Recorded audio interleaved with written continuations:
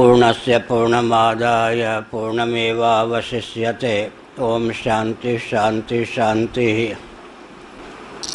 नामापि ते च मधुरं मधुरं स्वरूपं कर्मापि ते च मधुरं मधुरा स्मृतिश्च। बुद्धिं प्रबोधय प्रभो मधुबोधशक्तिं विद्यां प्रयच्छ परमां परिभावयामि।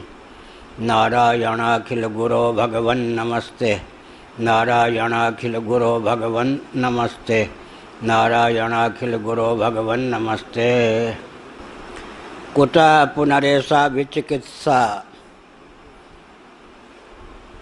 फिर प्राप्त प्रसंग में जो आत्मा का वर्णन है वह परमात्म परक न होकर जीव परक है, इस प्रकार की भला आशंका क्यों प्राप्त हुई, इस प्रकार का संशय क्यों प्राप्त हुआ कि परमात्म परक है या जीव परक। वाह न वाह, इस बुद्धि को संशय कहते हैं। यहाँ जो आत्म शब्द का प्रयोग है या जीव परक है या परमात्म परक, इस प्रकार की आशंका हुई तो क्यों हुई। न वा अरे सर्वस्य कामाय सर्वं प्रियं भवति आत्मनस्तु कामाय सर्वं प्रियं भवति। आदि स्थलों में आत्मा शब्द का प्रयोग है। सर्वं प्रियं भवति से ध्वनित होता है कि प्रकृत आत्म तत्व भोक्ता है, भगवत तत्व तो भोक्ता हो नहीं सकता, और जो कर्ता होता है वही भोक्ता भी होता है। सांख्यों का प्रस्थान अलग है। सांख्यों के प्रस्थान में समष्टि में प्रकृतिनिष्ठ कर्तृत्व है, व्यष्टि में बुद्धिनिष्ठ कर्तृत्व है, और पुरुषनिष्ठ उनके यहाँ भोक्तृत्व है। क्योंकि भोक्तृत्वम उपलब्धित्वम, वस्तु की उपलब्धि का नाम भोग है। भोक्ता होने पर पुरुष तत्व में किसी प्रकार की विकृति प्राप्त नहीं होती। जैसे यहाँ बल्ब से वस्तुएं प्रकाशित हैं, प्रज्वलित बल्ब से वस्तुएं प्रकाशित हैं, तो इतने मात्र से प्रकाशनक क्रिया का कर्तृत्व विद्युत में नहीं है। उसके सानिध्य मात्र से प्रकाशित वस्तुएं स्वतः प्रकाशित होती हैं, सविता प्रकाशते के तुल्य। यहाँ विद्युत में भी कर्तृत्व का भोक्तृत्व का उपचार मात्र है। यहाँ प्रकाशन ही कर्तृत्व है, वही भोक्तृत्व है। वास्तव में सांख्यों के यहाँ कर्तृत्व विक्रिया है, विकार है। भोक्तृत्व उपलब्धित्वम भोक्तृत्वम, भोक्तृत्व विकार नहीं है। कार्यकरण कर्तृत्व हेतु प्रकृति रुच्यते, पुरुष सुख दुखा नाम भोक्तृत्व हेतु रुच्यते। गीता का 13वां अध्याय। कर्तृत्व जो है प्रकृतिनिष्ठ है, भोक्तृत्व पुरुषनिष्ठ है। लेकिन वेदांतियों का यह कहना है कि कर्ता और भोक्ता में एकत्व होना चाहिए, नहीं तो लौकिक धरातल पर भी विसंगति की प्राप्ति होती है। करे कोई और भरे कोई और। लौकिक धरातल पर भी जो कर्ता है वो भोक्ता होता है, और भुजिक क्रिया का कर्तृत्व भोक्तृत्व है। इस दृष्टि से विचार करेंगे तो कर्तृत्व का अगर पूरा निषेध कर दें, कर्तृत्व को विक्रिया या विकार समझ लें, तो भोक्तृत्व की भी सिद्धि नहीं होगी। कर्तृत्व विशेष का नाम ही भोक्तृत्व होता है, भुजिक क्रिया का कर्तृत्व भोक्तृत्व है। तो वेदांतियों के यहाँ दोनों सोपाधिक, कर्ता भी सोपाधिक, भोक्ता भी सोपाधिक, कर्तृत्व भी सोपाधिक, भोक्तृत्व भी सोपाधिक। अधिष्ठानम तथा कर्ता करणंच पृथक विधम, विविधाश्च पृथक चेष्टा दैवंच एवात्र पंचमम। गीता का 18वां अध्याय। यहाँ पर औपाधिक कर्तृत्व है, और कठोपनिषद में आत्मेन्द्रिय मनोयुक्तम भोक्तेत्याहुर्मनीषिणः, वहाँ भोक्तृत्व औपाधिक है। ऐसी स्थिति में जब हम आत्मा को भोक्ता मानेंगे तो कर्ता भी मानेंगे ही। जो कर्ता और भोक्ता होगा वही संसारी होगा, जो संसारी होगा वो परमात्मा हो ही नहीं सकता। तो नवा अरे सर्वस्य कामाय सर्वं प्रियं भवति आत्मनस्तु कामाय सर्वं प्रियं भवति आदि स्थलों में याज्ञवल्क्य महर्षि ने जो मैत्रेयी को उपदेश दिया, उससे आत्मा का अर्थ परमात्मा न सिद्ध होकर कर्ता भोक्ता संसारी जीव सिद्ध होता है। या तो पूर्व पक्ष हुआ। संशय हुआ कि प्रकरण से ऐसा भी ध्वनित होता है कि यहाँ ब्रह्म का वर्णन है, लेकिन भोक्तृत्व संपन्न आत्म तत्व को हम ब्रह्म कैसे कहेंगे? तो यहाँ सचमुच में आत्मा का ही जीव रूप से वर्णन है या परमात्मा का आत्म रूप से वर्णन है? आत्म रूप से जीव का वर्णन है या परमात्मा का वर्णन है, या संशय? सिद्धांत पक्ष क्या है? परमात्मा का ही वर्णन है, क्योंकि आत्मा के विज्ञान से सर्व विज्ञान की बात कही गई और आत्मा को ही श्रोतव्य, मंतव्य, निधिध्यासितव्य और द्रष्टव्य माना गया। जीव तो श्रोतव्य नहीं है, मंतव्य नहीं है, निधिध्यासितव्य नहीं है, अहमिति के रूप में, अहमअस्मि के रूप में वह तो प्रत्यक्ष ही है और उसके विज्ञान से सर्व विज्ञान संभव भी नहीं है। वह तो संसारी है, कर्ता भोक्ता है। कृतार्थता का संपादन भी जीव के विज्ञान से संभव नहीं है। उत्तर पक्ष यहाँ पर है कि आत्मा शब्द का प्रयोग ब्रह्म के लिए ही किया गया है, वह पर प्रेमास्पद है। इस तथ्य की सिद्धि के लिए यहाँ पर बात कही गई है। यद्यपि आपाततः भोक्तृत्व उसमें ध्वनित है, लेकिन प्रामाणिक रीति से विचार करने पर आत्म तत्व यहाँ भोक्ता जीव के रूप में प्रसिद्ध नहीं है। वस्तुतः परमात्म रूपता का ही वर्णन है, आत्मा की परमात्म रूपता का वर्णन है। तो कुतः पुनरेषा विचिकित्सा, भला इस प्रकार की विचिकित्सा प्राप्ति ही क्यों हुई? प्रिय संसूचितेन आत्मना भोक्तृपक्रमाद विज्ञानात्मोपदेश इति प्रतिभाति। इसका उत्तर कहते हैं, नवारे सर्वस्य कामाय सर्वं प्रियम भवति। या प्रिय शब्द का प्रयोग किया गया। तो प्रिय संसूचित जो आत्म तत्व है, उसके द्वारा भोक्तृत्व की सिद्धि होती है। उपक्रम वाक्य से ऐसा ध्वनित होता है कि यहाँ भोक्ता जीव का वर्णन। तथात्म विज्ञानेन सर्वविज्ञानोपदेशात् परमात्मोपदेश ही थी। अब एक दृष्टि से भोक्ता सिद्ध है, जीव सिद्ध है, क्योंकि भगवान तो भोक्ता होते नहीं, लक्ष्यार्थभूत भगवान। दूसरी दृष्टि से आत्मविज्ञानेन सर्वविज्ञानोपदेशात्, एक के विज्ञान से, आत्मा के विज्ञान से सर्व विज्ञान को कहा गया, और तो अधिष्ठानात्मक तत्व ही हो सकता है। अधिष्ठान जीव है नहीं, परमात्मा है ही। तो कालकृत, देशकृत, वस्तुकृत परिच्छेद शून्य जो तत्व होगा वही कौन होगा? सर्वाधिष्ठान होगा। उसी के विज्ञान से सर्व विज्ञान की सिद्धि होगी। कल हमने विस्तार पूर्वक कहा था 1 घंटे तक कि सांख्यों के यहाँ कोई ऐसा तत्व नहीं जो वस्तुकृत परिच्छेद शून्य हो, जिसके विज्ञान से सर्व विज्ञान की स्वतः प्रतिज्ञा चरितार्थ होती हो। योगियों के यहाँ भी कोई ऐसा तत्व नहीं जो वस्तुकृत परिच्छेद शून्य हो, सर्वात्मा हो, सर्वाधिष्ठान हो, जिसके विज्ञान से सर्व विज्ञान की सिद्धि होती हो। प्रकृति का विज्ञान हो गया तो पुरुष का विज्ञान शेष रह जाएगा। त्रिगुणमयी प्रकृति होती है, सत्व का विज्ञान हुआ तो रजस तमस का विज्ञान नहीं होगा। रजस का विज्ञान हुआ तो सत्व और तमस का विज्ञान रह जाएगा। तमोगुण का विज्ञान हुआ तो सत्व और रजोगुण का विज्ञान रह जाएगा।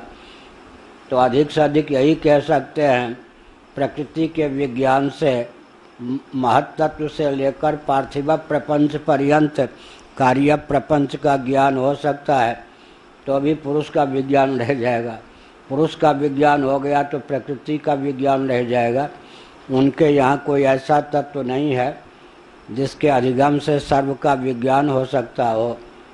इसी जैसे मृत्तिका के अधिगम से घटादि कार्यों का अधिगम हो जाता है, सुवर्ण के विज्ञान से कटक मुकुट कुंडलादि पदार्थों का ज्ञान हो जाता है। इस प्रकार का कोई तत्व सांख्य और योगा प्रस्थान में नहीं है। योगियों के यहाँ ईश्वर एक अतिरिक्त पदार्थ है, वह भी जगत का अभिन्न निमित्तोपादान कारण नहीं है, तो उसके ज्ञान से भी प्रकृति और प्रपंच का विज्ञान नहीं हो सकता। पूर्व मीमांसकों के यहाँ तो न कदाचित अनिर्दिशम जगत तत्व की मीमांसा ही उनके यहाँ दुर्लभ है, क्योंकि कभी ऐसा नहीं था कि जगत ऐसा नहीं था। सृष्टि अनादिकाल से इसी प्रकार है, न महासर्ग की कल्पना उनके यहाँ है न महाप्रलय की, तो आकाश आदि की उत्पत्ति की बात ही उनके यहाँ बनती नहीं। इसलिए तत्व निर्णय में तो पूर्व मीमांसा बहुत पंगु है, कर्मकांड तक उसकी सीमा है।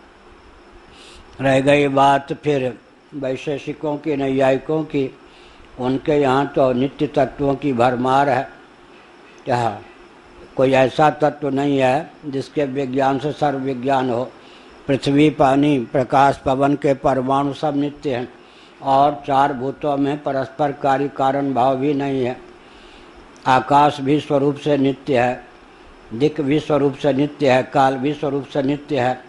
तो पृथ्वी, जल, तेज, वायु, आकाश, दिक्, काल, आत्मा, आत्मा भी स्वरूप से नित्य है, मन भी स्वरूप से नित्य है। जो नित्य पदार्थ हैं वो महाप्रलय में भी शेष रहते हैं। गुणों में बहुत से ऐसे गुण हैं जो नित्य हैं। कर्म 5 प्रकार के होते हैं, वो पांचों अनित्य हैं। सामान्य नित्य ही है, विशेष में भी नित्यत्व की प्रसक्ति है। तो द्रव्य, गुण, कर्म, सामान्य, विशेष और समवाय में भी नित्यत्व की प्रसक्ति है। केवल जो 5 प्रकार के कर्म होते हैं वो वैशेषिकों, नैयायिकों के यहाँ नित्य होते हैं। तो नित्य गुण भी हैं, नित्य द्रव्य भी हैं, नित्य सामान्य भी है, नित्य विशेष भी है। भाव पदार्थ कितने प्रभेद हैं, अभाव तो अभाव ही है। अभाव की नित्यता को लेकर भाव की बात तो नहीं बन सकती। इस प्रकार से वैशेषिकों के यहाँ, नैयायिकों के यहाँ भी कोई तत्व नहीं बनता। तो यहाँ पर एक के विज्ञान से, आत्मा के विज्ञान से सर्व विज्ञान की जो बात कही गई है, इससे तो यही स्पष्ट ध्वनित होता है कि जीवात्मा का वर्णन नहीं है, परमात्मा का वर्णन। हाँ, क्या क्या कह रहे हैं? पहला शब्द क्या बोलते हैं? हाँ, वैसे पत्रम पुष्पम फलम तोयम यो में भक्तिया प्रयच्छति, इस वचन को मन में रखकर मैंने कहा। पत्रम पुष्पम फलम तोयम यो में भक्तिया प्रयच्छति कहा ना, अस्नामी भगवान ने कहा। तो यहाँ भोक्तृत्व की सिद्धि हो रही है, इसलिए मैंने लक्षण वाच्यार्थ में न चला जाए इसलिए कहा लक्ष्यार्थभूत।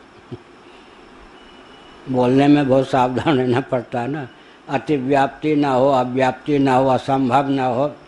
एक वाक्य शास्त्रीय ढंग से बोलना कठिन, सुव्यवस्थित एक वाक्य बोलना कठिन। बोलते जाओ जिनको पता नहीं है उनके लिए सब ठीक है। अब हम लोग मुस्कुराते हैं, किसी को मूर्ख नहीं, किसी को शास्त्रार्थ की चुनौती नहीं देते। 10 वाक्य बोलना तो क्या, एक वाक्य ठीक से बोलना कठिन है। सभी दर्शन की धारा मस्तिष्क में हो, कहाँ लक्षण खिसक जाए, कहाँ न खिसके। इसीलिए भगवान जो है करता है, लेकिन कर्तृत्व का अभिमान उनमें नहीं है, उनके कर्म कर्म हैं। भगवान अगर भोगते भी हैं भक्तों के द्वारा दिए हुए पदार्थ, तो भी उनमें भोक्तृत्व जो है क्या है, अध्यस्त औपचारिक है। लक्ष्यार्थ भूत भगवान तो सर्वथा कर्ता भोक्ता है ही, वाच्यार्थ भूत भगवान में कर्तृत्व भोक्तृत्व की सिद्धि औपाधिक है, लेकिन उनकी जो उपाधि है विशुद्ध सत्वगुण प्रधाना है, इसलिए कर्तृत्व भोक्तृत्व उनको व्याप्त उनके लिए बंधन में हेतु नहीं, लीलापूर्वक।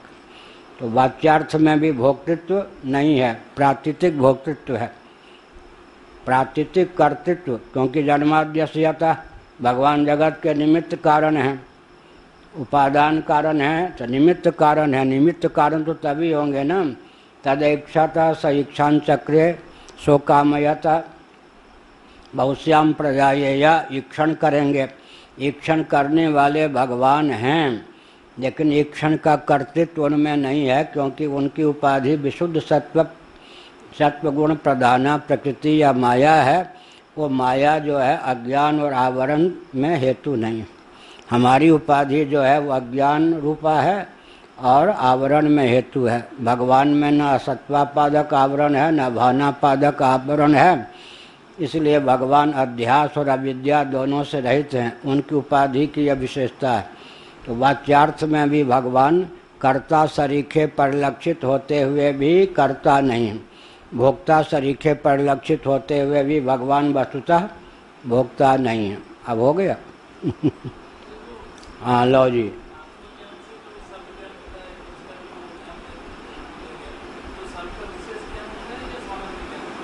अच्छा, बहुत अच्छा प्रश्न किया। यह सर्वज्ञ सर्वित मुंडक उपनिषद आदि पर ये दो शब्दों का प्रयोग है। पुनरुक्ति दोष बचाने के लिए अर्थ में भेद कर दिया जाता है। जो सर्वज्ञ शब्द का अर्थ है वही सर्वित का है। ये एक ही साथ दोनों का प्रयोग है एक वाक्य में क्रमशः। यह सर्वज्ञ सर्वित दोनों शब्दों का प्रयोग है।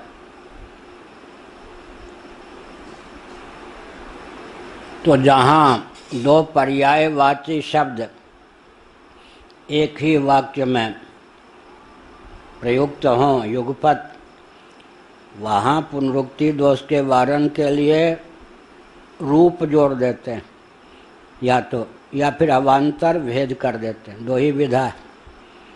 अब जैसे तुलसीदास जी ने कहा विभुम व्यापकम, जो अर्थ विभु का है वही व्यापक है।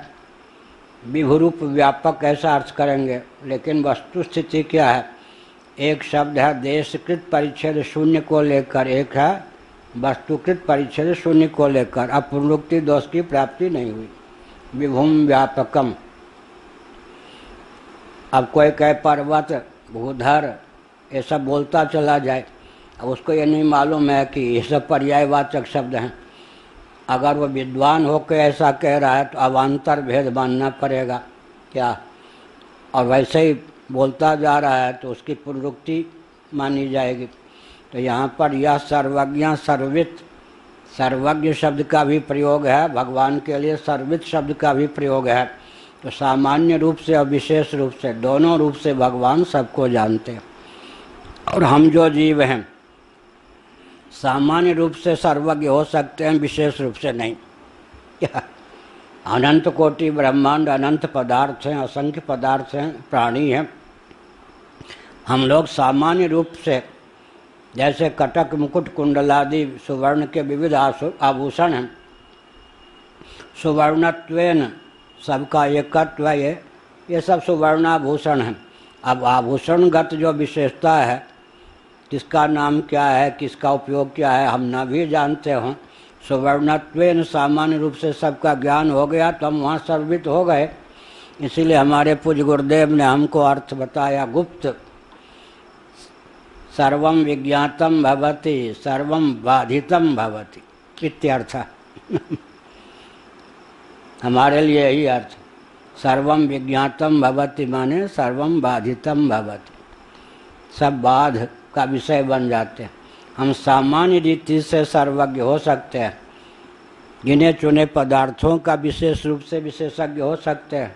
भगवान में विशेषता ये है, वाच्यार्थ में भी, जो सामान्य रूप से तो सबके ज्ञाता है ही, विशेष रूप से भी यह अर्थ। इसलिए हमारे लिए ब्रह्म का विवर्त जगत है, बस ब्रह्मातिरिक्त को हमने मिथ्या मान लिया, बाध का विषय मान लिया, हमारी सर्वज्ञता पूर्ण हो गई।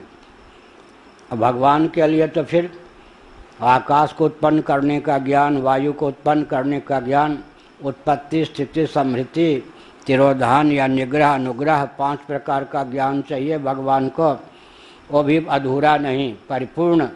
तो भगवान में ये दोनों शब्द चर्चार्थ हैं। या सर्वज्ञ सर्वित, तत्वज्ञ जो होंगे उनमें एक शब्द चरितार्थ होगा। सामान्य रूप से वो सबको जानते हैं, तो सर्वम बाधितम भवति, तत्वज्ञ की दृष्टि से यही सर्वज्ञता भगवान के लिए बाधित भी है और विशेष रूप से विज्ञान भी है। चींटी के पग नूपुर बाजे वो भी साहिब सुनता है। कबीरदास ने कहा चींटी के पाँव में, पिपीलिका के पाँव में पायल, घुंघरू, घुंघरू कितनी छोटी होगी, वो चींटी के चलने से रुंझुन रुंझुन बजे, उसको भी साहिब सुनता है। मूर्ति पूजकों को, आरती आदि करने वालों को चिढ़ाने के लिए कबीर बाबा ने कहा चींटी के पग नूपुर बाजे, नूपुर वो भी साहिब सुनता है। तो घंटे घड़ियाल बजाओगे तभी अपने फक्कर से कह दिया चींटी के पग नूपुर बाजे वो भी साहिब सुनता है। तो भगवान कौन है? सामान्य रूप से भी सर्वज्ञ हैं, विशेष रूप से भी। मेरा ही उल्लास विलास विवर्त जगत है, ये सामान्य रूप से ज्ञान हुआ। और आकाश का पूरा स्वभाव प्रभाव स्वरूप, वायु का, तेज का, जल का, पृथ्वी का, समग्र सृष्टि की उत्पत्ति स्थिति समृद्धि निग्रह अनुग्रह के प्रकार का कर्तुम अकर्तुम अन्यथा कर्तुम समर्थ भगवान है। तो भगवान के लिए दोनों पद सार्थक हैं। क्या? यह सर्वज्ञ सर्वित। हम आप सामान्य रूप से सर्वज्ञ हो सकते हैं, किसी भी एक पदार्थ का पूर्ण ज्ञान हम लोगों को नहीं हो सकता। पंचदशीकार ने कहा 2-3 कक्षा बाद अज्ञान ही दिखाई पड़ेगा। इसलिए तत्वज्ञ भी जो होते हैं, गिने चुने पदार्थों को लेकर उनको विशेष ज्ञान हो सकता है। अनंत कोटि ब्रह्मांड में जो पदार्थ हैं सबका यथावत विज्ञान तो तत्वज्ञ को भी नहीं होता। इसीलिए सृष्टियादि व्यापार वर्जित होते हैं, वो भगवान का ही काम है। अनंत कोटि ब्रह्मांड का उत्पादन पालन संभरण, जीव तो बस ज्ञान से कृतार्थ हो सकता है। भगवान का स्वभाव और स्वरूप और तत्वज्ञ का स्वभाव स्वरूप एक हो जाता है, प्रभाव में भेद बना रहता।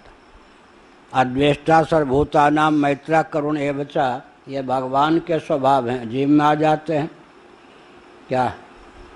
अद्वेष्टा सर्वभूतानां मैत्रा करुण एवच निर्ममो निरहंकारा, ये जितने लक्षण भगवत गीता के 12वें अध्याय में भगवान के स्वभाव हैं। सर्वभूतानां की अनुगति अन्यत्र भी है।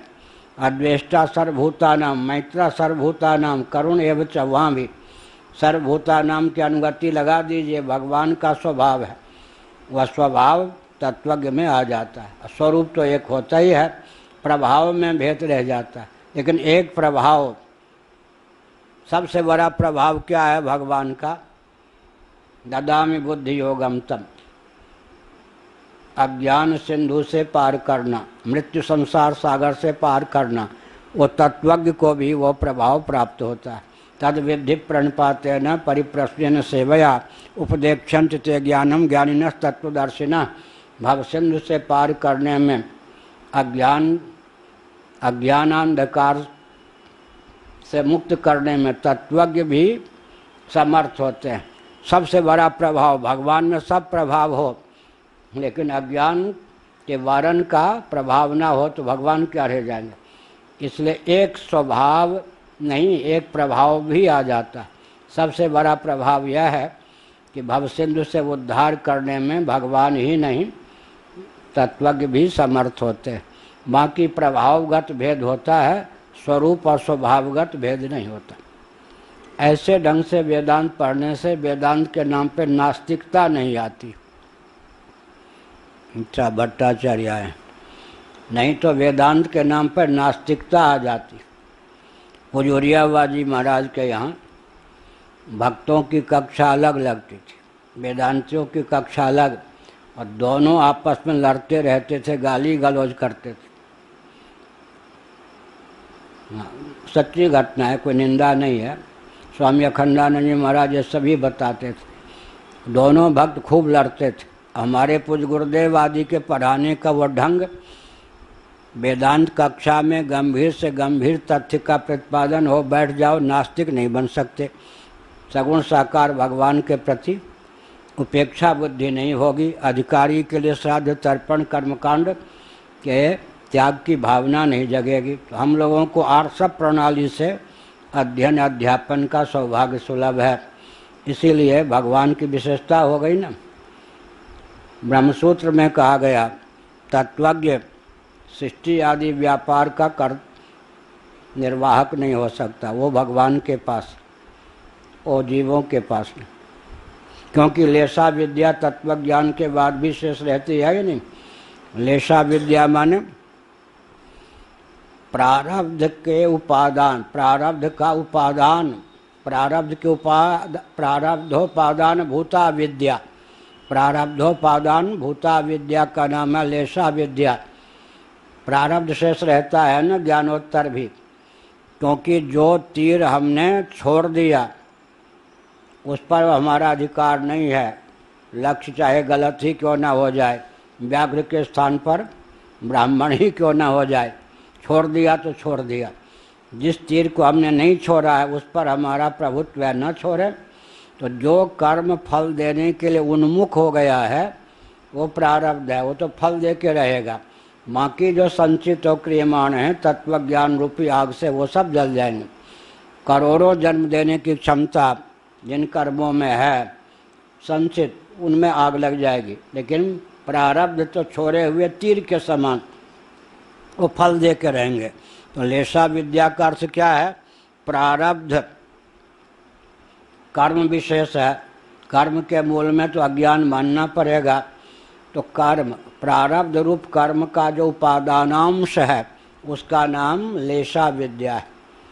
यह लेशा विद्या तो तत्वज्ञ में भी रहती है, इसीलिए तत्वज्ञ कैवल्य मोक्ष प्राप्त कर सकते हैं, ईश्वर नहीं हो सकते। ईश्वर भगवान ही ईश्वर हो सकते, हम लोग ब्रह्म हो सकते हैं, ईश्वर नहीं हो सकते। ईश्वर का काम ईश्वर के पास, इसलिए वाच्यार्थ में एकता नहीं है ना, लक्ष्यार्थ में एकता है। भगवान शंकराचार्य ने, अच्छा 2 सूत्र हैं ब्रह्म सूत्र में, वो हमने जज स्वामी को कहा तो लोटपोट हो गए। शंकराचार्य ने स्पष्ट कहा कि जीव ईश्वर कैसे हो सकता है, बिल्कुल नहीं हो सकता। जीव के ईश समान, तुलसीदास जी ने अनुवाद कर दिया। ईश्वर ईश्वर ही है, जीव जीव ही है। लक्ष्यार्थ में भागत त्याग लक्षणा से एकत्व है ना, स्वरूप को लेकर। गंगा जल है, गंगा नाला है, यमुना जल है, जलत्वेन साम्य है। गंगा जल ही है, यमुना जल ही है, नर्मदा जल ही है। अब ये सब मिल जाए तो समुद्र है। इसी प्रकार लक्ष्यार्थ भूमि में एकत्व है, वाच्यार्थ भूमि में एकत्व हो तो भागत त्याग लक्षणा की आवश्यकता क्यों हो? स्वयं देवदत्ता के समान विभक्तिक होंगे ना।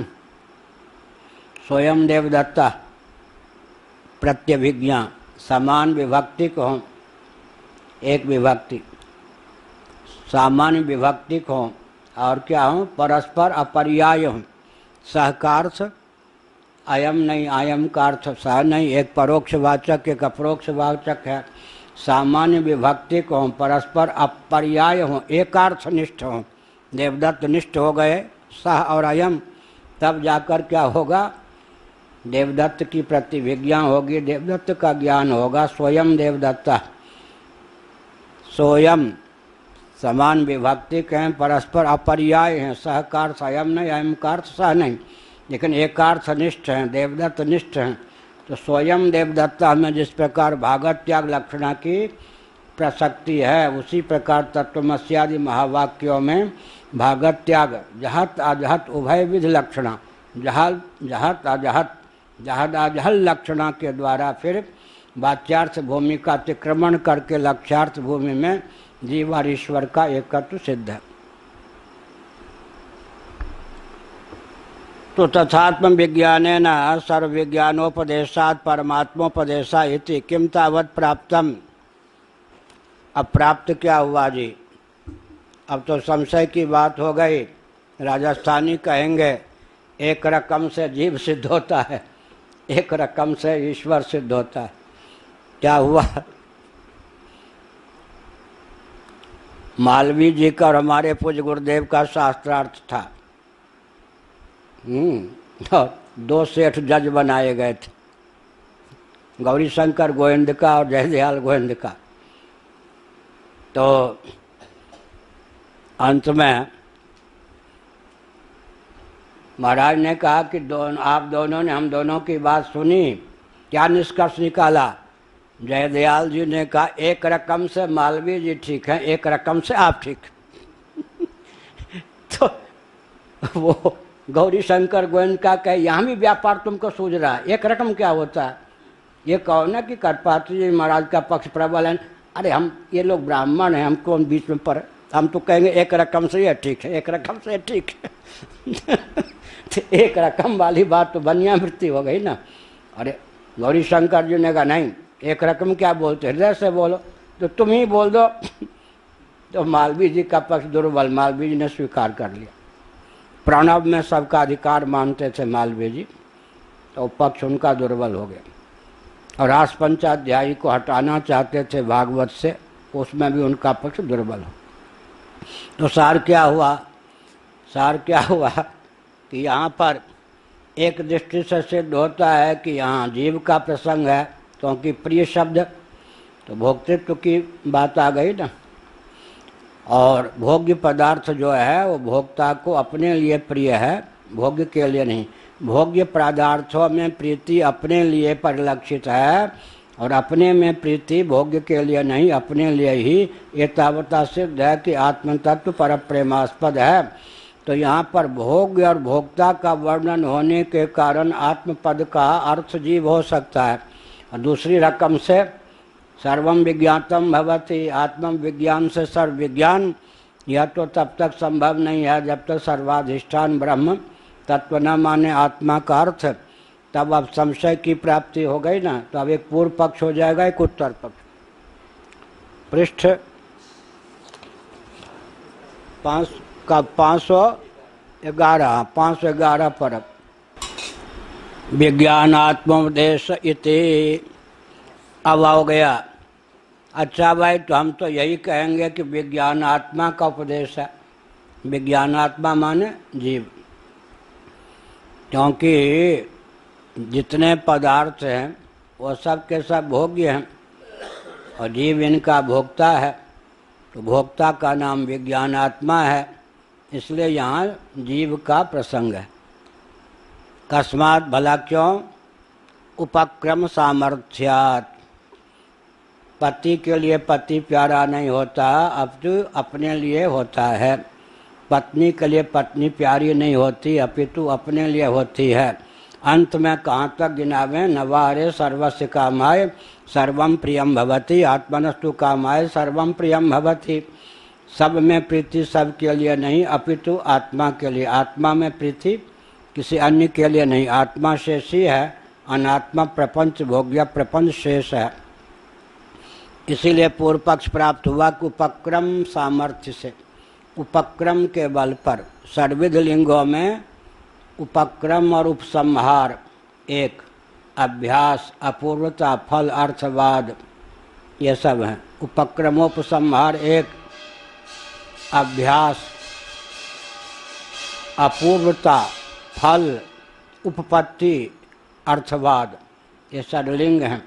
तो उपक्रम को प्रधान मानकर कहा कि उपक्रम तो भोक्ता को लेकर है, इसलिए सिद्ध होता है कि यहाँ विज्ञान आत्मा अर्थात जीव का वर्णन उपक्रम के सामर्थ्य से। हिंदी वाले सामर्थ्य को स्त्रीलिंग में बोलते हैं, उपक्रम की सामर्थ्य से। सामर्थ्य को की बोलते ही दर्द होता है। उपक्रम की शक्ति से, उपक्रम के बल पर योग है।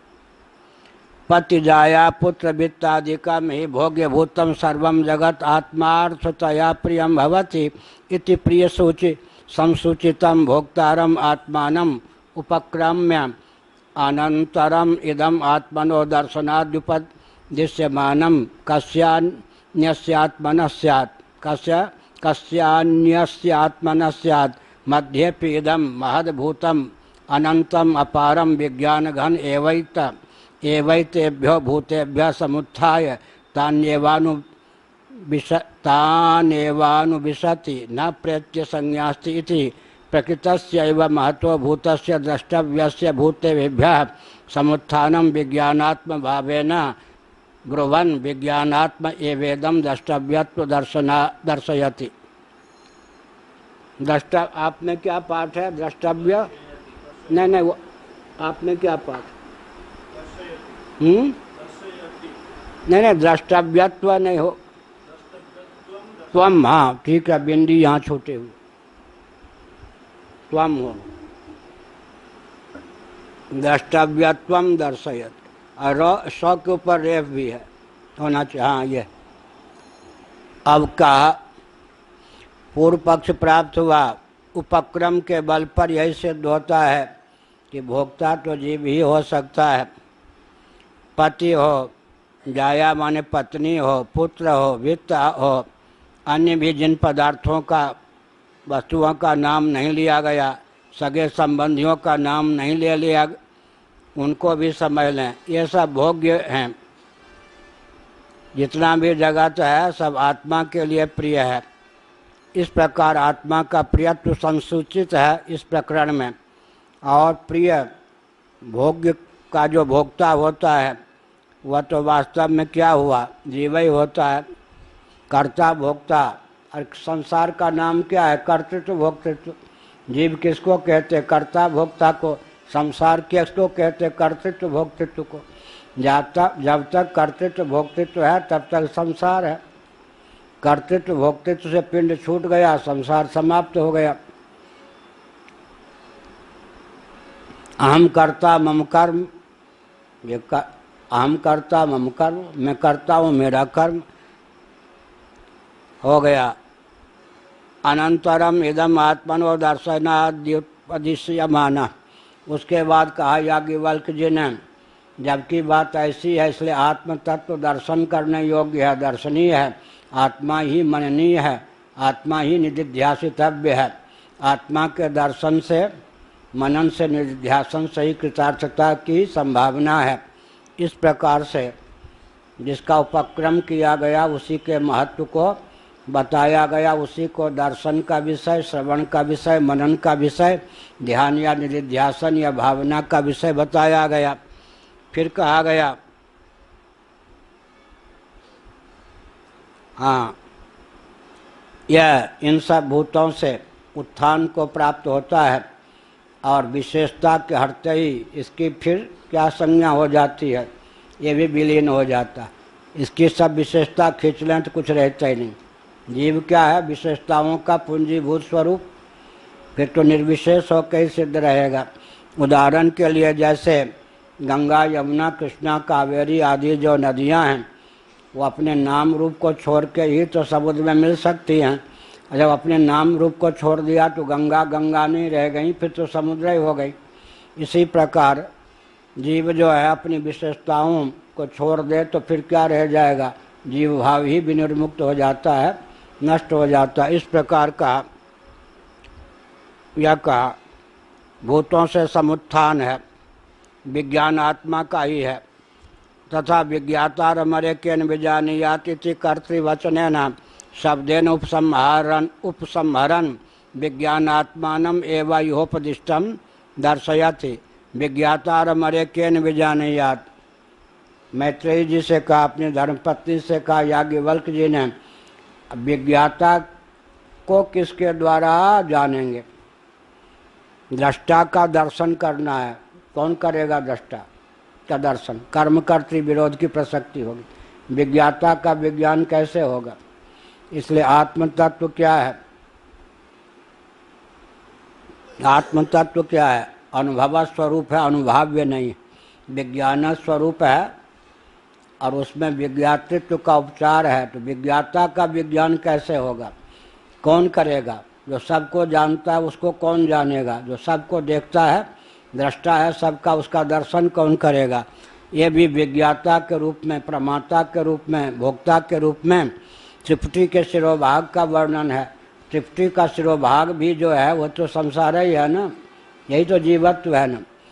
भोक्ता भोग्य, भोग में कौन हूँ, भोक्ता, दृष्टा दर्शन दृश्य में दृष्टा, प्रमाता प्रमाण प्रमेय में प्रमाता, घ्राता घ्राण गृह में घ्राता, रसयिता रसन रस्य में रसयिता।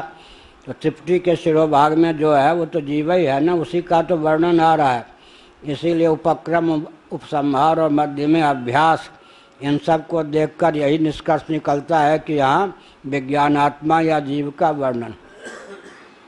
और सुषुप्ति में विशेषता से विरहित हो जाता है तो क्या हो जाता है, जीव भावापत्ति नहीं रह जाती।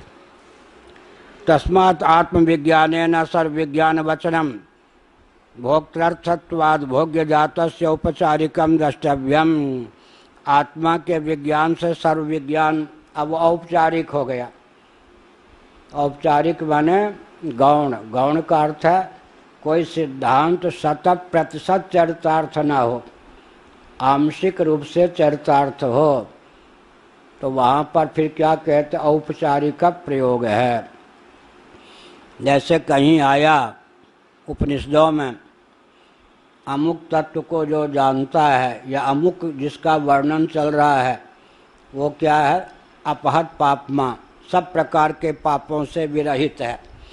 अब सब प्रकार के पाप से विरहित तो भगवान के अलावा कोई नहीं हो सकता, देवता भी नहीं हो सकते।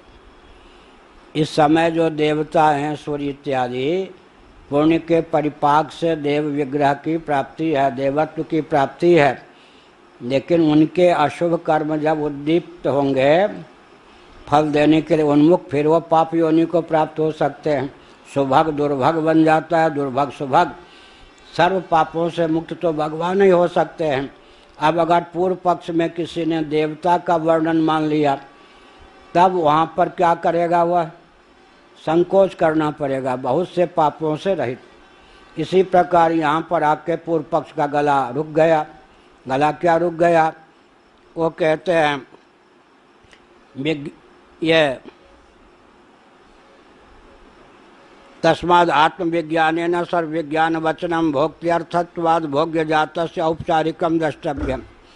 अब आत्मा के विज्ञान से सबका विज्ञान, आत्मा का अर्थ अगर भोक्ता करेंगे तो भोक्ता के विज्ञान से सर्व का विज्ञान कैसे होगा, तब तो हर भोक्ता जो है सर्वज्ञ हो जाएगा। तो कहते हैं जिन जिन पदार्थों का भोक्ता होता है जब जब तब तब उन पदार्थों का कुछ न कुछ ज्ञान तो होता ही है ना। या भोग्य है, चटनी है, क्या क्या है, पापड़, मालपुआ, रबड़ी, अमुक, सब चंदन बनिता आदि व्यंजनादि जिस जिसका भोक्ता होता है उस भोग्य पदार्थ का ज्ञान होता है। यहाँ जाकर अर्थ में संकोच करना पड़ा, औपचारिक मानना पड़ा। यह औपचारिक का प्रयोग है, सर्वतो भावन चरितार्थ नहीं है, क्योंकि श्रुति भगवती ने यहाँ पर उपक्रमोपसंहारादि के माध्यम से जब जीव का ही वर्णन परिलक्षित होता है तो बढ़ चढ़ कर अर्थवाद की तरह से शाबाश मेरे बेटा को क्या दिया, शाबाश मेरे राजा, शाबाश मेरे शेर। तो यहाँ पर गौण प्रयोग हो गया। क्या शेर में जो शूरता है, बच्चे में भी शूरता है, गौण प्रयोग। यह जो ब्रह्मचारी है ये तो अग्नि है, अग्नि तो नहीं है, अग्नि जैसे तेजस्वी है, तो गौण प्रयोग किसी गुण को लेकर के जो प्रयोग हो, ये तो कालिदास हैं, कालिदास तो नहीं हो गए, औपचारिक का प्रयोग है। एक जगह तो हमको संकोच करना पड़ता है, पूर्व पक्ष है, बाकी सब जगह विज्ञानात्मा को लेकर संगति सज जाती है। एवं प्राप्त है ब्रह्मा। समय हो गया, एक पंक्ति कह के छोड़ दो। परमात्मोपदेश एवायम। अब सिद्धांत व इस प्रकार पूर्व पक्ष प्राप्त होने पर हम कहते हैं कि यहाँ परमात्मा का ही उपदेश किया गया है। अयम, यह जो उपदेश है वो परमात्मा का ही है, जीव में चरितार्थ नहीं होता। इस प्रकार फिर सिद्धांत चलेगा। ओम पूर्णमदः पूर्णमिदं पूर्णात् पूर्णमुदच्यते पूर्णस्य पूर्णमादाय पूर्णमेवावशिष्यते। ओम शांति शांति शांति। नामापिते च मधुरं मधुरं स्वरूपं कर्मापिते च मधुरं मधुरा स्मृतिश्च। बुद्धिं प्रबोधय प्रभो मधुबोधशक्तिं विद्यां प्रयच्छ परमां परिभावयामि। नारायणाखिल गुरो भगवन् नमस्ते, नारायणाखिल गुरो भगवन् नमस्ते, नारायणाखिल गुरो भगवन् नमस्ते।